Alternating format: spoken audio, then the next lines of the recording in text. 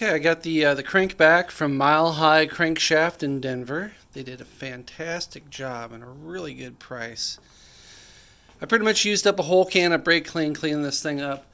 There's still a bunch of gunk inside the sludge trap tunnel, so I blew it out countless times. I've got my plug, my trap, my bolt ready. Con rods set aside. First thing we're going to do is we're going to put that sludge trap in. Remember, everything is as clean as possible. I marked it right there on the end so I know where the hole is here.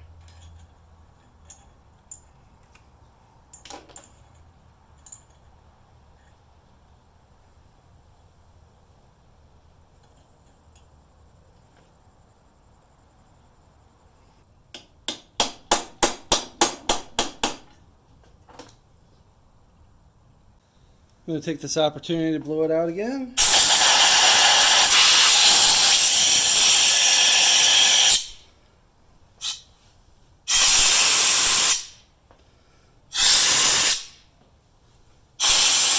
I'm obviously a little paranoid about ruining my shells again. Alright, you can see in there, the trap is in. If you can see from the top, a little locating hole. You can't really see very well, but it's right in the center. There's also a little oil well right there that we want to make sure we don't block. Next, I'm going to take the sludge trap bolt here, put one drop of red on it.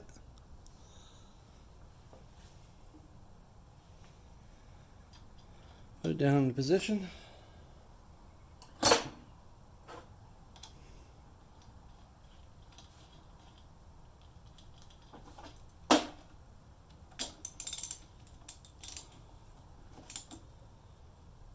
Alright, now I'm going to double check that that flywheel bolt is in there. Yeah, it's poking down. Okay. So now we're going to torque that to 33 foot-pounds. There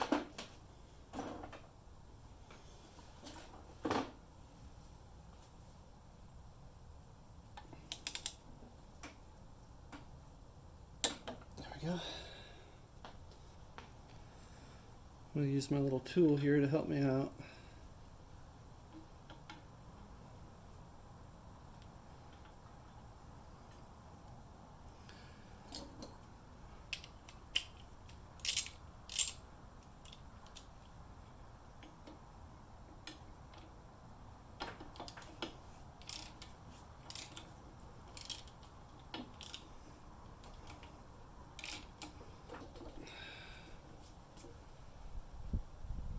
One more, a little bit.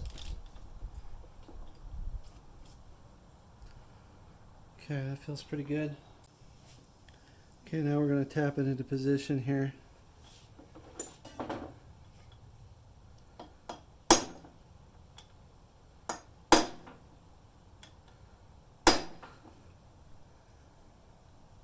Should help. Okay, slub trap is in, and we're going to blow it out one more time. Like I said, I'm kind of paranoid, so I'm going to clean these off one more time.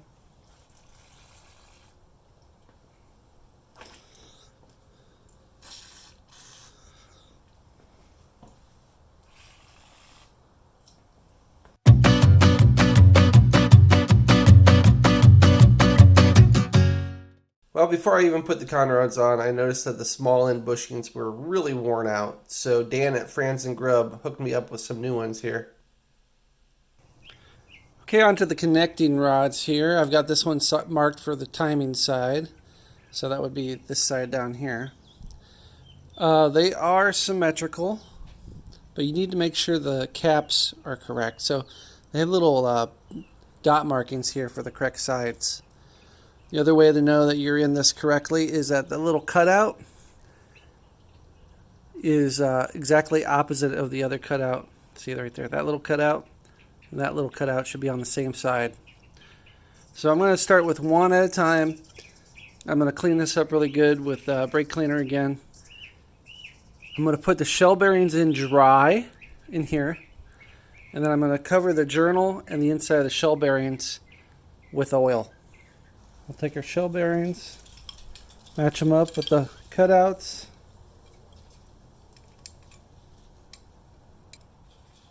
Come on, get in there. Not supposed to be this difficult. There we go. Get them down flush. Okay, nice and flush. Alright, we got our shell bearings in. They're nice and flush. That's how they'll line up. Now we're going to oil the journal.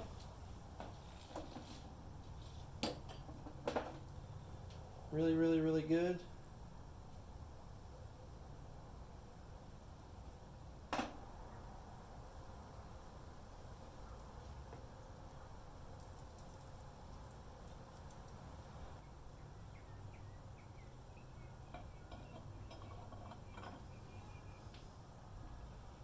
Match our dots up.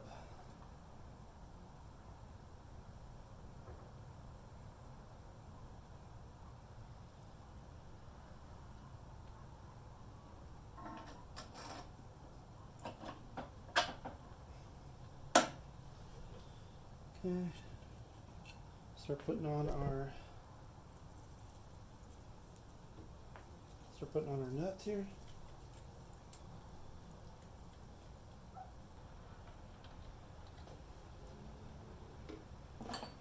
Snug them up.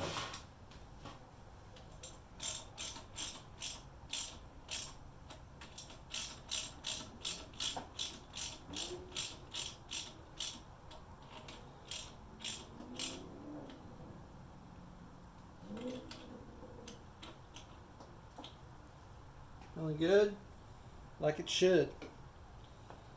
All right, 15 pounds.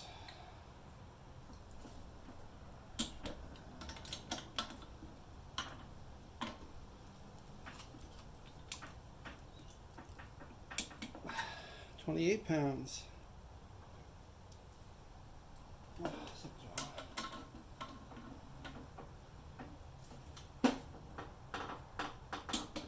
28.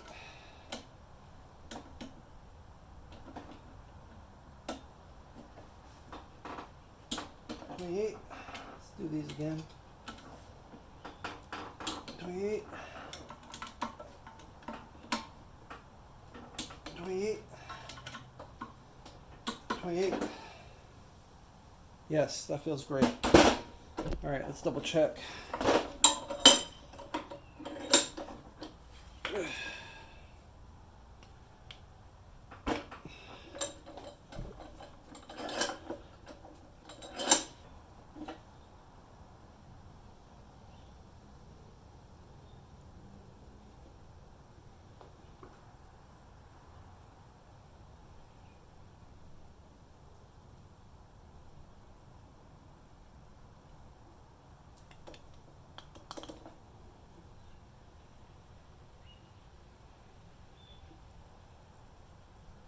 That's pretty good. Okay. This crank is ready to go night-night.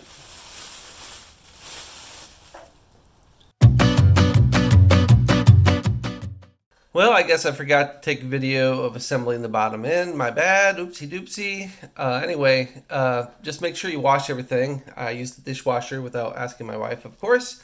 I like to throw them in the oven. You got to be careful that those cam bushings don't fall out, but sometimes the bearings just fall right out. If not, use some heat.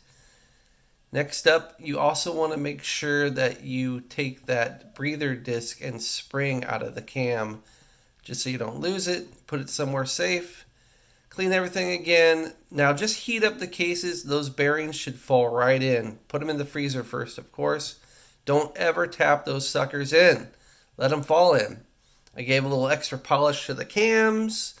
Made them all super nice. Lubed everything up again with oil. Plopped everything together. Secured everything. And this was obviously right around Halloween time. So that's pretty easy to do.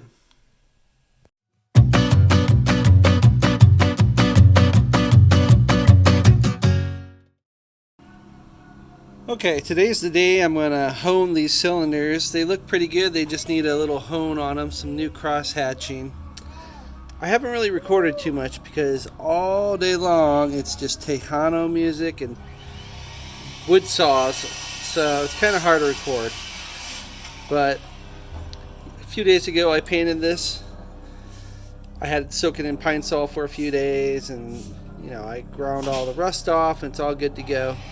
It's sitting in, it's painted with 500 Fahrenheit VHT. Okay, so today we're gonna hone. I got my hone here, got some WD. I think what I'm gonna do is I'm gonna kind of cut out a piece of t-shirt and kind of cover this up so it can prevent getting on the paint as much as possible. I always kind of question if I should paint first or hone first. I decided to paint just to seal off all the rust. Alright, so let's get this going. We got to get a nice crosshatch on this, and so you have to kind of regulate your speed and your up and down movement and get it just right. Okay, you can see how I taped it up. We'll see how well this works, if it stays on, but let's start.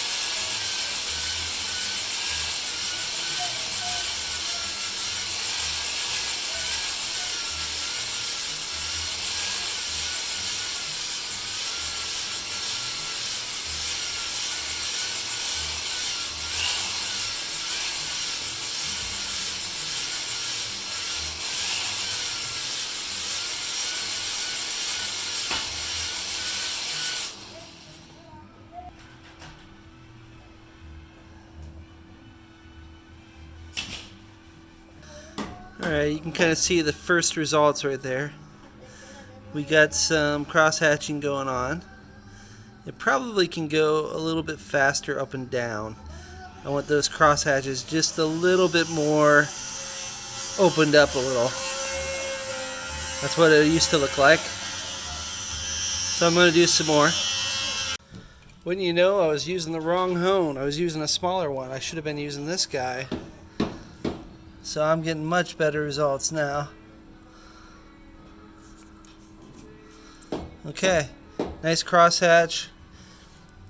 Basically I need to clean these in soapy water really good, and I'll put like a really thin layer of maybe marbles or something on this just to hold it off. I mean, I like to put my rings in pretty much dry.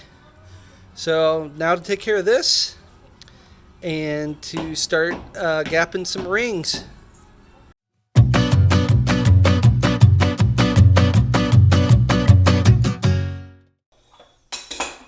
Okay, finally getting to the rings here. Barrels are painted, honed. Now it's time to gap the rings. I've got my new pistons. I believe they're Hepalites. And I also believe I have Hepalite rings. Is that correct? Yes, that's correct. Got my pistons from Dan at Franz Grubb. Got my rings from Jay at Vintage Triumph Supply. What I'm going to do is I'm going to gap them at 15 thou. I gotta use my new cool, I already forgot the name of the company. KD ring gapper. Make sure I rotate that in the right direction. So let's get started here. I'm gonna start with the primary side. Guess we'll start with an oil ring. There's no direction on an oil ring. So we'll put it in there. I'll move it down to about right there, about the top of that little divot. Then we'll check and see if 15 thou fits in there. And it does not. Let's see where we're at here.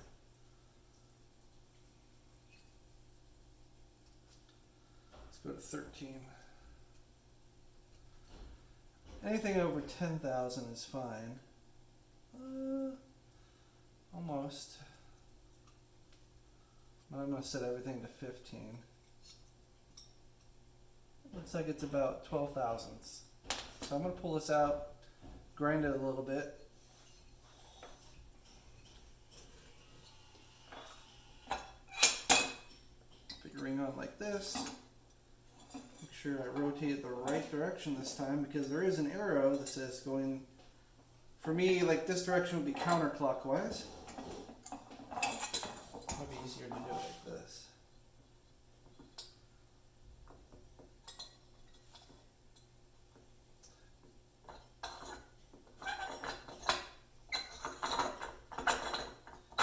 The wheel that's on this seems super abrasive, so I want to be careful.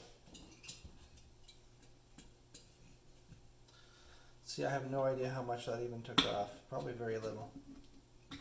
If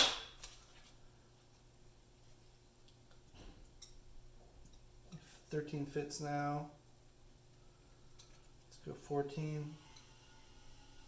14 barely fits. So that took off about 1 thou and a half with those couple small spins there. So be careful not to take off too much. I mean, that was what, half a spin?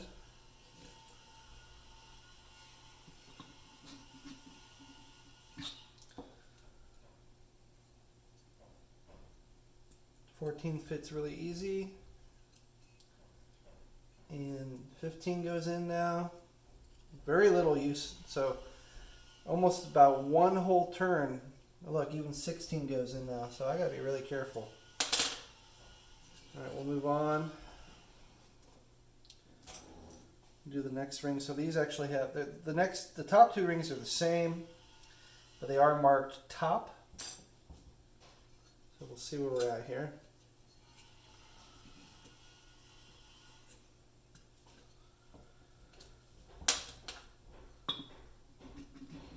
Also notice I have my pistons marked primary side, timing side, and I have the direction of my barrels. I'm going to go right for 15 thou and see what happens. Nope. 13.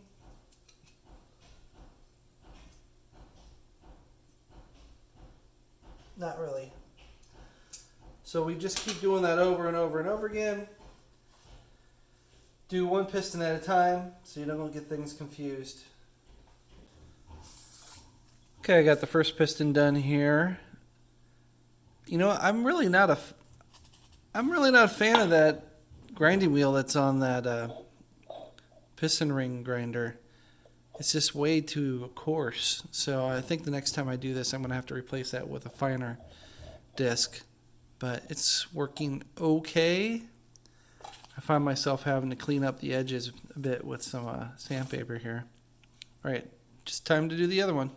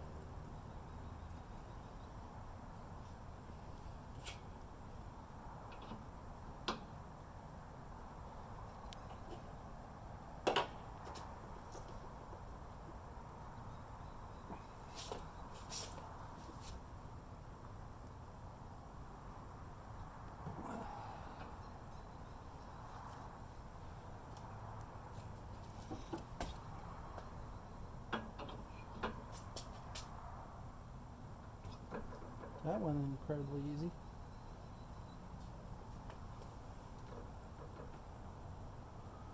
Didn't even have to tap it in.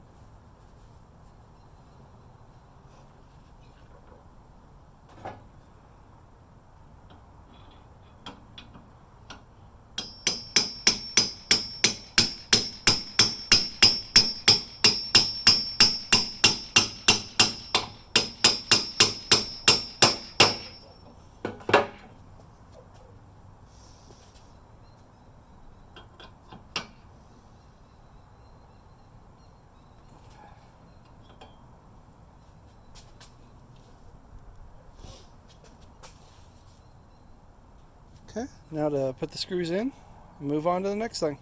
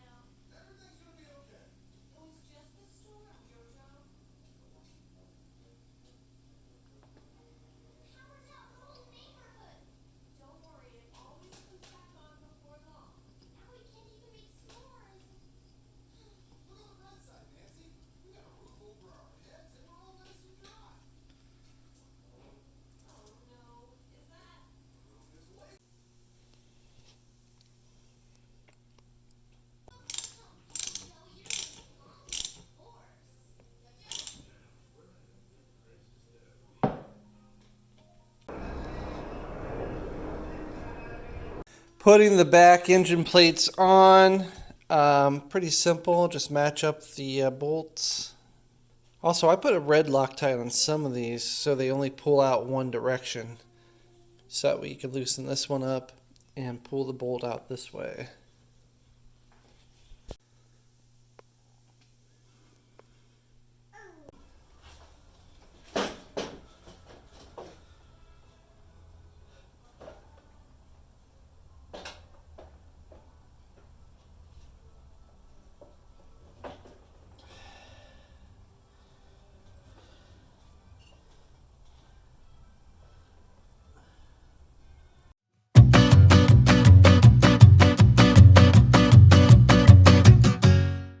In keeping with good form, because I need to repaint this head, I'm going to take the valves out so I can properly clean it and paint it. Also take the intake off.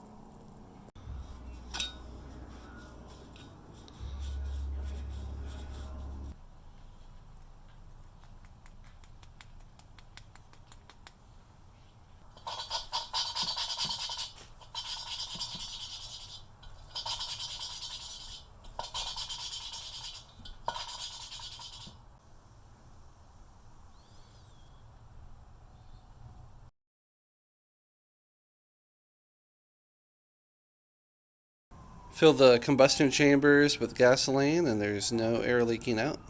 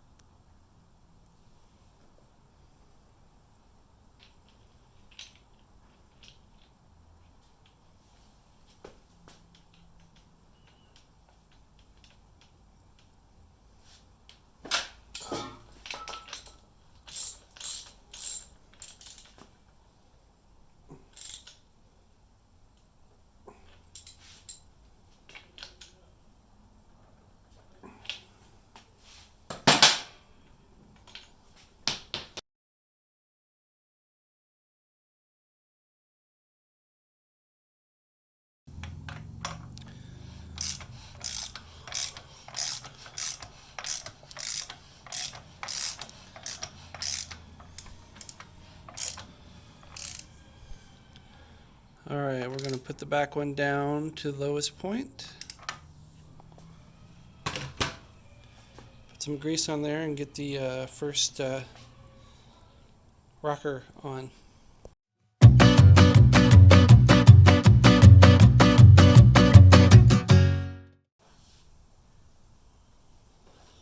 Okay, we'll start with the intake side. I added some Hylamar to the squish seal there just so it would kind of stick onto the rocker and not fall off.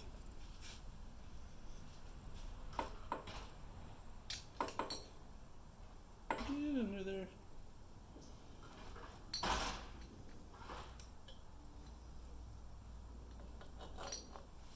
Honestly, I think doing this on a pre-unit is a heck of a lot easier than a unit.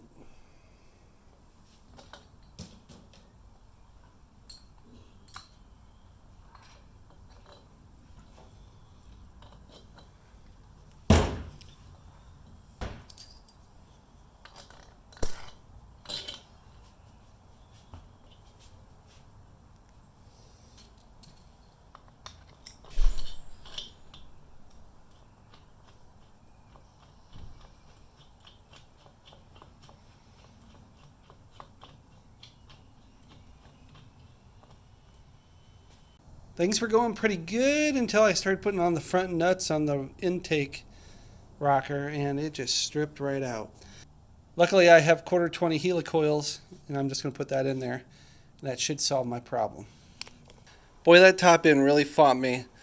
Both of the studs on this rear rocker were stripped, and I had to take this thing off 3 times and helicoil both of those. But it's back on. Retorqued the base nuts, retorqued all the other nuts, put these up at 24 pounds.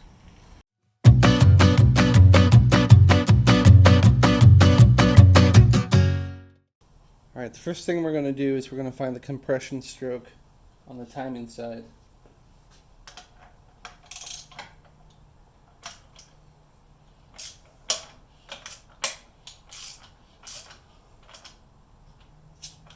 Right there. Okay, get it up to the top approximately. So that's approximately top dead center. Now, I'm telling you right now, skip the timing wheels. Get yourself a dial indicator. Don't worry about piston float or any of that crap. Put your dial indicator in, find top dead center, zero it out, and then back the piston back 0.4 inches. Okay, that's going to get you about 37.5 degrees. I've tested it over and over and over. It's very accurate. It's so much easier than a degree wheel. So you just screw in your little adapter. What you want to do is put this in ahead of time without the set screw in it. Then find the location where you can access it with your Allen key and mark it.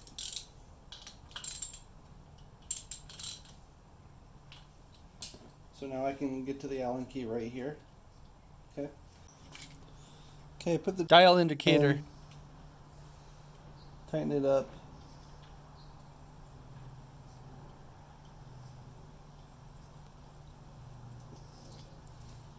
Okay, not moving. So now we know we're at tap dead center, so we don't want to go around again. So let's find the very top here.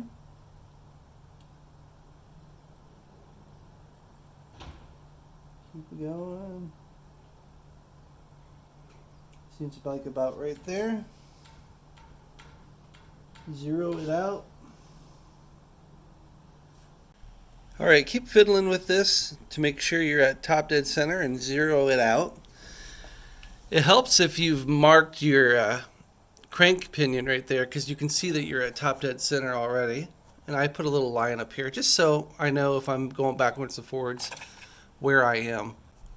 Okay, once you have that zeroed out, we know that we want this thing to fire, well, they say it should fire 38 degrees before top dead center. My mag builder has told me for years to retard the timing just a little bit because of ethanol. So I like to aim for about 37 degrees, somewhere in there, 37 and a half. So the old trick of doing this is to put a pencil down the spark plug hole and measuring it, drop 3/8 of an inch to 7/16 of an inch. This is an easier way to do it and more accurate. So I like to go 0.4. That's kind of in between both of those measurements. And I've tested this with a degree wheel. 0.4 inches is about 37 and a half degrees, maybe 37, somewhere in there. So that's where I like it. 0.4 would be 4 complete revolutions on this dial gauge. Now to do 0.4 inches, you want to go past 0.4 inches because you want to come back up.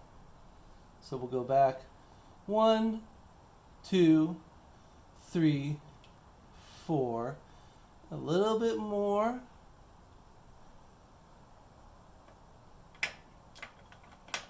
Then back up to 0. Oops, too far. Past. There we go, 0.4 inches. So I'm going to go back and forth a couple more times, make sure my measurement's accurate. Okay, now we're on the magneto side. So to fire the timing side, you want to measure the gap of the points on the magneto when the little carbon right there is pointing up. And you can see I've got some past marks I made right there. So you can use a buzz box or whatever, but I like to use cigarette cellophane, and I don't have that, so I have some of this tissue paper. So this should work just fine. So what we do is we put it between the points right there, and right at the point where it pulls out is where you want to mark it. That'll be your spot where the magneto is going to fire. Okay, what we want to do is we want to rotate this magneto until it just, you can just pull on that cellophane.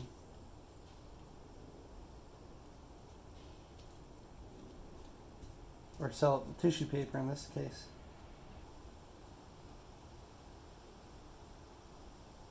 About right there.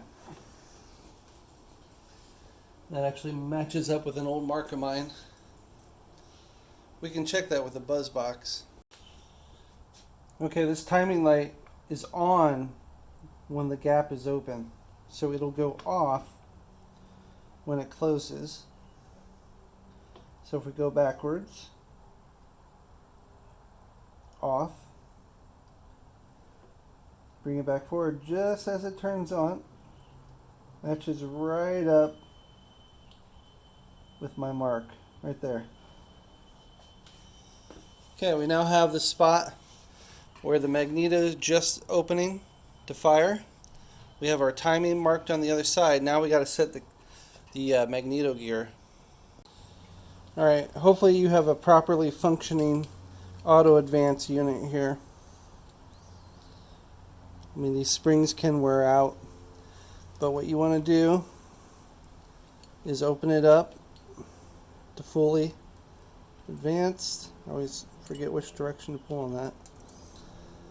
Stick a screw in there, keep that thing open. Fully advanced there.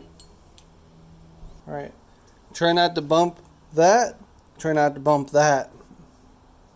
So what we're going to do is carefully put this on.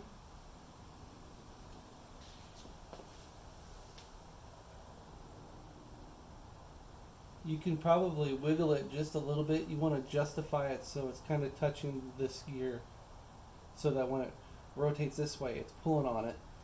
Still 0.4 there, maybe a little bit less actually. There. Check our magneto. Mark on this side. Still good. Now give it a little tap.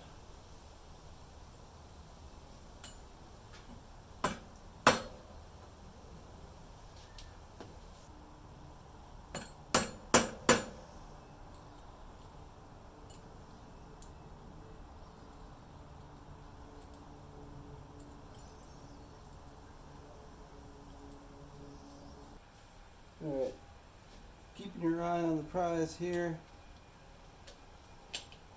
Make sure our mag doesn't move. Tighten it up. It has a tendency to want to go back.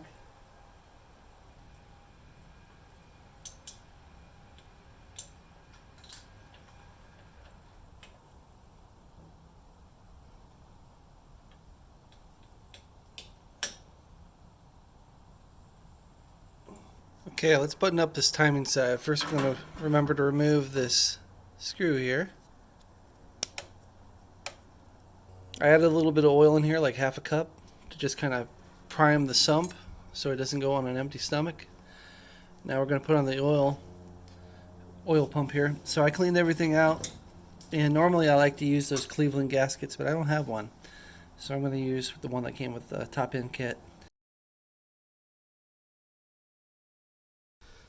I had converted this to an oil seal, so I need to replace my oil seal. Look at this thing. It's rusted. Nasty. Check the pressure release valve. I had converted this to a unit one without the little indicator on the end, because those things get bent every time I drop my bike. So I don't want to do that anymore. Anyway, I'll install this new seal and get this thing buttoned up. Alright, the timing side's all buttoned up. Now on to the tappets. Get those set. Carburetor.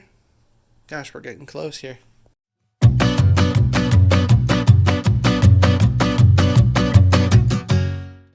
Okay, I got those pipes mounted. Not going anywhere. So I bought these second hand, and I kind of understand why the guy sold them. He didn't mention that this top pipe was made incorrectly. There was pretty much no way to get these two bungs to be coplanar. So I just had to kind of split the difference. It's not perfect, but it's custom. Added this bar in there. When these were mounted, the slash cuts were nowhere near the same, so I added a new cut to them to make them nice and equal. Okay, now it's time to move on to the primaries. So I was running an alternator primary, but I don't need it because I'm not running an alternator. So I'm going to switch over to a generator set. They mount a little bit differently. The inners on the alternator mount from the inside. Generator style, you have to put a bolt through right here, so the inner doesn't actually stay on by itself, except unless you use some sort of Yama bond or something.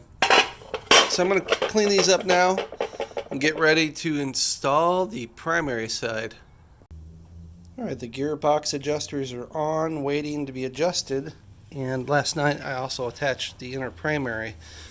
So what I did was I just screwed it all together and put some Yama bond on it so that when I take this outer off, that'll stay sticking to the case. Okay, I got the primary side all buttoned up. You know, I always have problems with these primary chains. They're supposed to be a 1/2 inch slack. You get this thing all perfect, then you tension up these nuts and it just gets super tight.